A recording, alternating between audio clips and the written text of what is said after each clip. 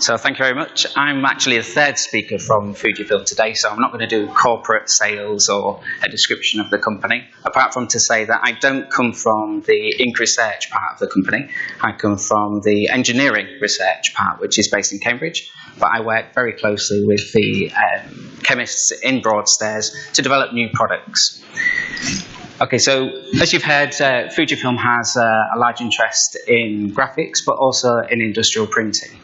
And when we begin to have conversations about moving screen businesses over to digital, we hit a lot of barriers which hear again and again and again. The common phrases we hear are up here. Unfortunately, they're self-fulfilling prophecies. Okay, so unless you can break down these barriers and move into digital printing, we're never going to move the business forward. But fortunately, I work for a company that sees barriers as opportunities to make new IP, to create new products, and enter new business areas. And we do that predominantly by looking at our history. So we've changed quite a lot as a company. We started off as a screen company. So we know about the transition from screen to digital because we've done it ourselves. Okay, and we also talk to our customers a lot. As you can see here, we interact with OEMs, end users, and we listen to what their demands are and what they're saying, and we work with them to create new businesses, which hopefully create new business for us. Okay? So I'm going to talk about printing on leather as a case example of a conversion from a screen process over to a digital process. So this is actually real leather that we've printed on. And what I'm going to do is take you through the process of how we ended up with this technology, not to try and sell you leather printable ink, but to give you an example of the kind of lengths we go to as a company to try and meet the industry requirements. Okay, so when we get a new remit to go into a new area, first thing we do is we look at the numbers. We have to have a commercial justification for going into a new area, otherwise there's no profit in it for us. Okay, and I want to share a few numbers with you about the leather printing industry. Not really related to profit, but there are 1.6 billion cows in the world. That's 2 cows for every 9 people. Okay, huge number of cows, potentially a very large market. If you look at the demographics of the world coverage, in Asia, there's 1 cow per person. So if you're going to understand this business, you need good links with Asia. Not all cows, of course, are converted into the leather industry. 1 in 5 hides become leather products, and 1 hide is approximately 4 square meters in area. And in a year, that's enough leather for the fashion industry to cover the size of Greater London. Okay, so a substantial amount of leather is produced in the world. The vast majority of that leather ends up as shoes. So there are, each year, 1 pair of shoes made for every 2 people in the world. Huge number of shoes.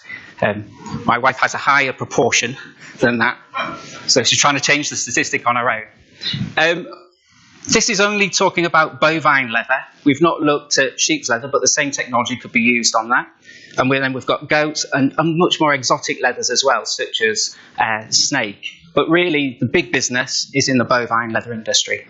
And if we break that down into segments, you can see that it's a very, very profitable business dominated by footwear.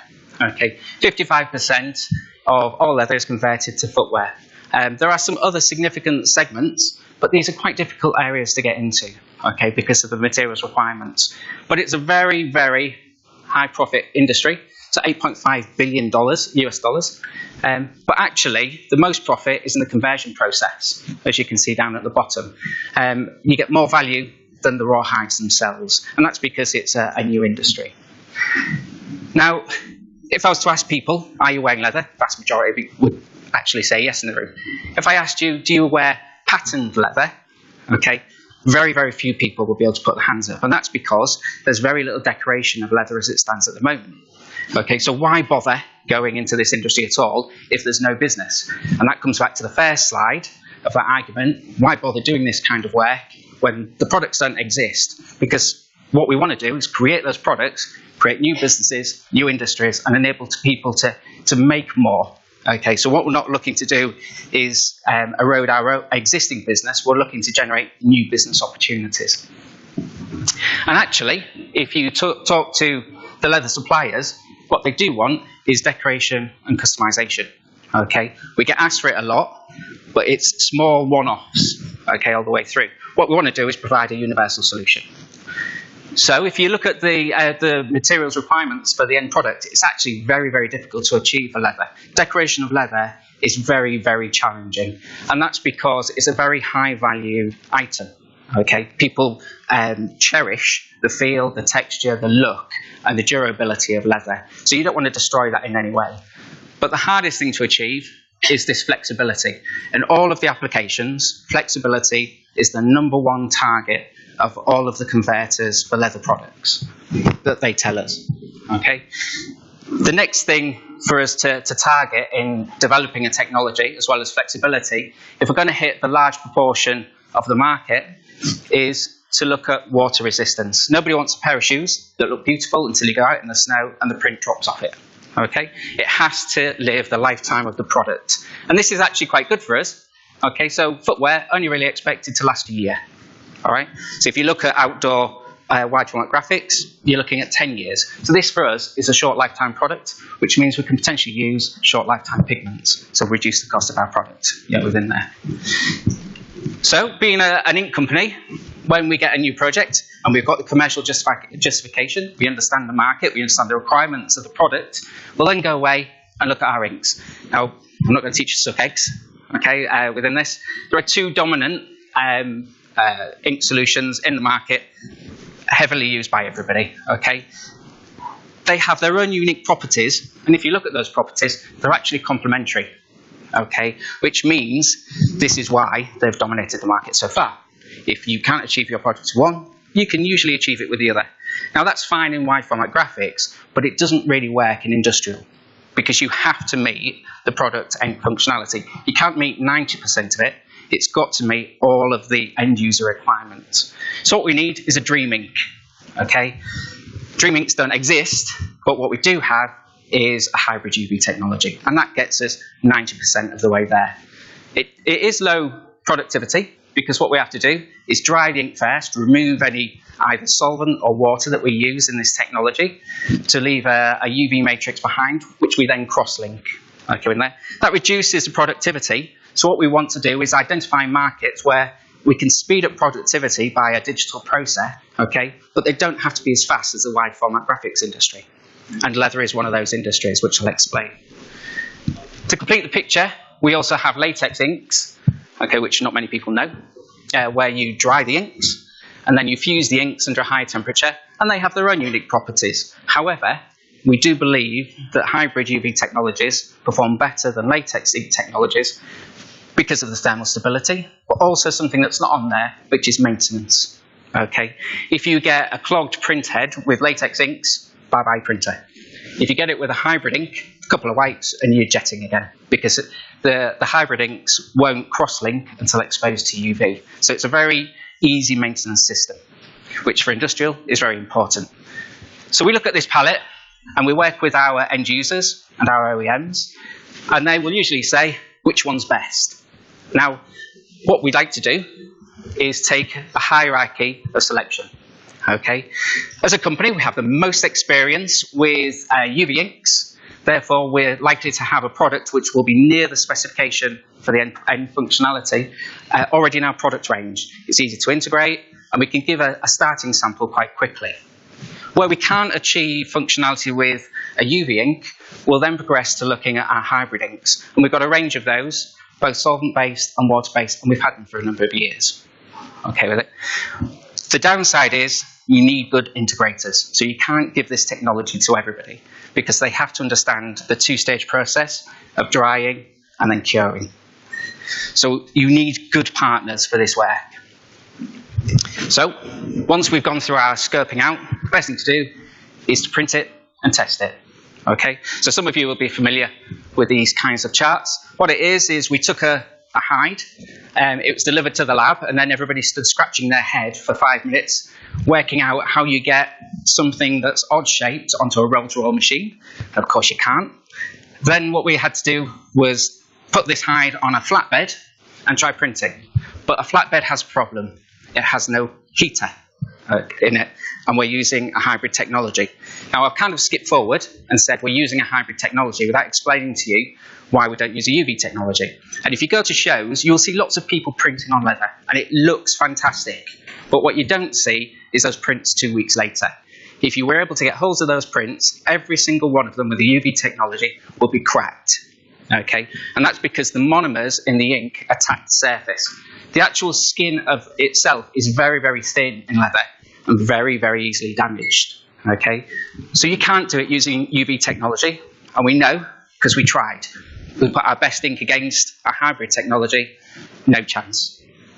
So we've got our hybrid technology on a flatbed, no heater.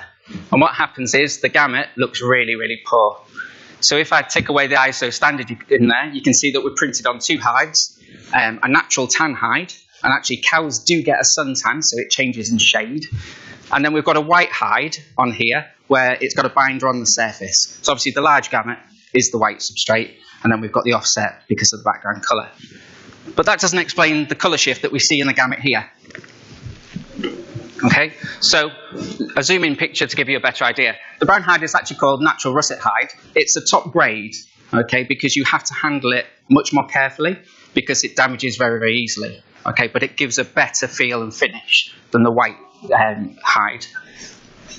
You can see that as the droplet hits the surface, much like our own skin, the surface is porous. If you ever sat in the bath too long and your skin goes wrinkly, it's exactly the same reason. Okay, within there. So the ink is absorbed into the surface and the colour is reduced. So with the white hide, everything's better because we've got a sealed surface. Okay, so the ink cannot penetrate in. Excellent, we should be able to get a really good print out of that. Unfortunately, that's not the case. So the ink will sit on the surface, nice. It's when you put more ink on the surface that you form a pool, which then reticulates. All right, because this is a natural product, and each tanner has their own different binding layer on the surface, it means that you get a different amount of wetting. So you have to use heat, but you have to use a flatbed. So you're in a catch-22 situation. So what we could do is turn around to OEMs and say, look, we've got this technology, we're sure it works. Can you build us a printer? Probably cost you about £100,000 so we can test it by putting heaters on it.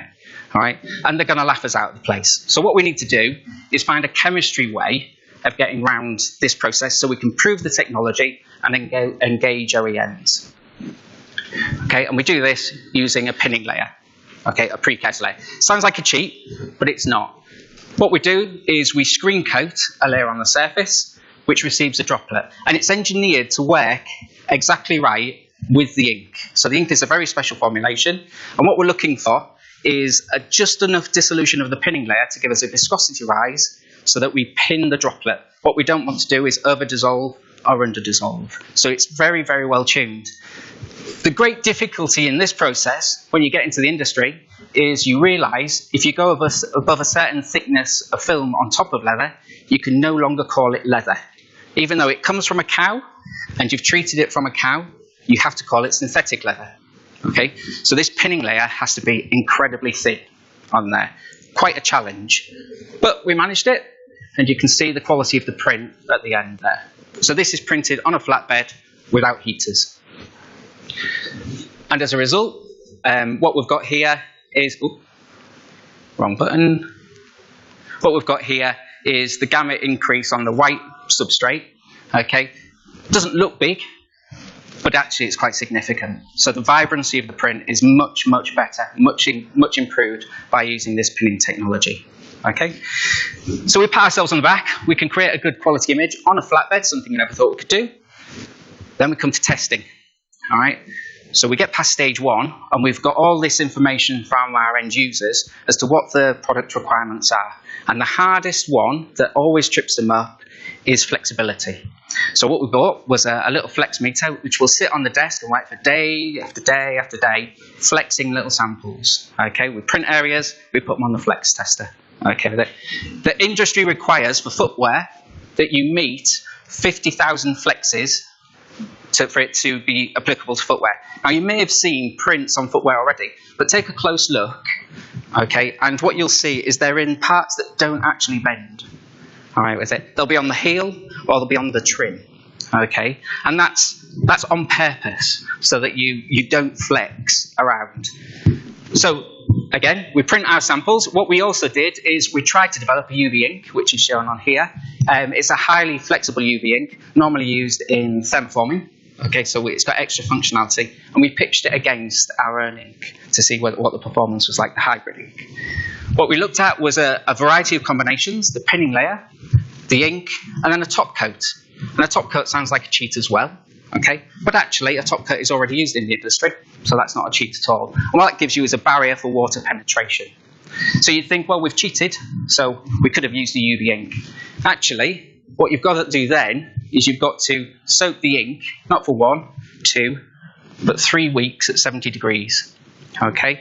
And you can see how the UV ink has collapsed, and now we can achieve maybe 1,000 flexes, okay, with the UV inks. But with the hybrid inks, yes, we've lost a little bit of flexibility, but we've well surpassed the 50,000 flexes. And as far as we know, we're the only company that can actually achieve that number of flexes after hydrolysis exposure. Okay, so this is a very, very unique technology. So the options for process, you've got 3 different layers, you've got 8 different combinations within there. We've already shown that if you don't use a pinning layer, the hybrid technology doesn't work on flatbeds. We've already shown that if you don't use a top coat, UV ink doesn't work very well. So we discount those. And then we've got 3 processes which give us the same amount of flexibility. So we're quite ambivalent as to which direction we choose if we don't need flexibility. What we do have, though, is a top-end product. At the end, you can see here, I've got excellent flexibility, about 90,000 flexes. And that can all be summarized down into a product selection chart. So when somebody comes to us and says, I want to print on leather, we say, do you want it to be flexible? Yes. The only thing you can have is this. Okay? We're not going to sugarcoat it. We're not going to say, we'll have a look, we'll try and find something else. We know that this works. Okay? If they're serious about it, they'll investigate this technology. And that means that we have a commitment. That means we can go to the OEMs and we can say, you've got this technology, can you build a machine around this? Because we know it works and we've got customers that are interested. Okay? We do the work up front so that the risk and the lead time is taken away on the development. If somebody comes to us and says, I want to print on leather, it's quite a cheap product. Okay? I don't want to print on this part of it and it doesn't flex. Have you got something cheaper? We know what to offer them. Okay, within there. So it's up to the end user which route they go. You know, again, for us, we don't really mind because we've got a technology that works. What they've got to do, though, is they've got to print it. Okay? And this is where the real bonus comes in for the end user. So at the moment, where you do have printed leather products, it's a screen print process. So you have a screen that goes down, CMYK carries on, you have to dry between layers, and the leather shrinks. So I put here normally 10 screens. In reality, you're looking at 27 screens per product. Okay, so you've got to manage that shrinkage between screens, and there's a huge amount of wastage. Okay, with it, and it's a very, very slow process. By adding in a printer, we can use the same basic architectures. Okay, we can speed it up hugely because the CMYK is printed simultaneously. You don't have all of those registration issues. So yes, you do have to dry it, but you don't have to dry it as many times. Okay, through there. So not only is it less wasteful, not only can you achieve better designs, but the product can save you manufacture time. Okay, it's a win-win all round. So what we try to do as a company is upfront research to assist ease of adoption into conversion from traditional screen processes to new digital processes. If somebody were to come to us today and say, do you have an ink to print on leather? The answer is yes. We can offer them a precursor film, we can offer them an ink, and we can offer them a top coat. We can also tell them which printers would get them going. And that's the key thing. We need integrators to be able to enable this technology, for people to get a taste of it, to understand how it changes their business. Okay? Because if you look at most printed products on leather, they're pretty angular and very coarse because of those alignment problems. Being able to print this kind of image on leather opens up a whole new field of products, okay, particularly in fashion wear. So really, as a company, we are more of an ink partner rather than an ink provider. What we don't like to do is just to give you a bucket of ink and say, there you go away, make your product, everything will be rosy. What we do is investigate industries in quite a lot of depth to make sure we're providing real products for real challenges to create new businesses, not just for ourselves, but for our partners. So if you're interested in working with us on industrial conversion, talk to us early.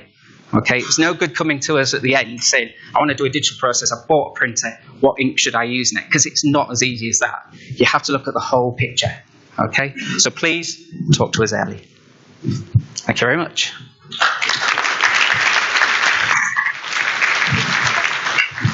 Thank you very much. Okay. Very interesting presentation. Stay here because there is time, please, for questions. Any question from the audience? Sorry, I can see. I have one. Easy. Which is, have you any prospect of conversion of screen printing to inkjet printing in the leather industry? Any prediction of that? No, I don't, because it tends to be very specific players in the leather industry. This is such a new technology and advancement that people don't yet know that it's available. However, we saw it as one of those markets where if the product doesn't exist, but there's a potential for new products to come around, then it's something that we wanted to engage in early. The reason we're able to do this was because of our hybrid technology. So what we're doing is looking at where the hybrid technology offers an advantage in a lot of different areas. So this is just one example, and it's an easy one to talk to because it's less commercially sensitive than a lot of the other examples, which is why there's not a lot of customers for it at the moment. Yes, you talk about flexible UV ink. I was wondering, what is the flexibility in percentage? Can you compare it with regular flexible inks? Yeah, so we talk about extension in that case because it's equivalent. Okay, so the ink that we tested it against is 1,000% extension, which for UV is quite unusual. Yeah. Okay, Barry. Roughly how long did it take to develop a platform of solutions for this? Quite quickly, actually. So the key thing here is about the hybrid technology. So by having the hybrid technology, we don't have to have monomers in our ink. So we've got one component already removed. We can control viscosity by trying different solvents, whether that's water or organic solvents, and that allows us then to pick materials which you wouldn't normally be able to use in inkjet inks. So if we can identify which oligomer we think is going to do a good job, we can throw that in and actually generate an ink in a short time. The biggest time is actually understanding the end user's requirements, because what tends to happen is we go to an end user and say, look, we've achieved what you said, and they say, we didn't really expect you to do it because nobody else has. So now that you've achieved these 1, 2, 3 points, here's our other standards list that you've got to meet. And then that's where the real hard work begins. But actually, with this technology, it's highly flexible. So we can do rapid turnaround. And what we'd like to do is make sure that we have a complete solution. There's no good as developing an ink which somebody has no platform to print on. So we work very closely with the OEMs to make sure that they've got something as a starting point. And then if the business warrants it, we can grow the equipment and the ink volumes together. Okay, one more question, please. Correct me if I'm wrong. At some point, you said they needed 3 weeks at 72 degrees. 70 degrees, yeah. As there's the hydrolysis test. Yeah. Oh, so, the test. Yes. Sorry. Yeah. Oh. To make sure that you can go out in the sun skiing. You know, so if you get your boots wet, okay, and then you're exposed to sunlight. So and also if your son or daughter leaves their trainers outside, you know, then you don't want those the prints falling off as well. Okay. Okay. Thank you. A curiosity. Along with color inks, apparently there is room for specialty inks for functionalization in this field in order to improve the requirements. You listed a lot of things. Is anything in provision for that? Sorry, you're asking? Yes, you talked about colors, color inks, and so on, but something like improvement water resistance or other functionalities?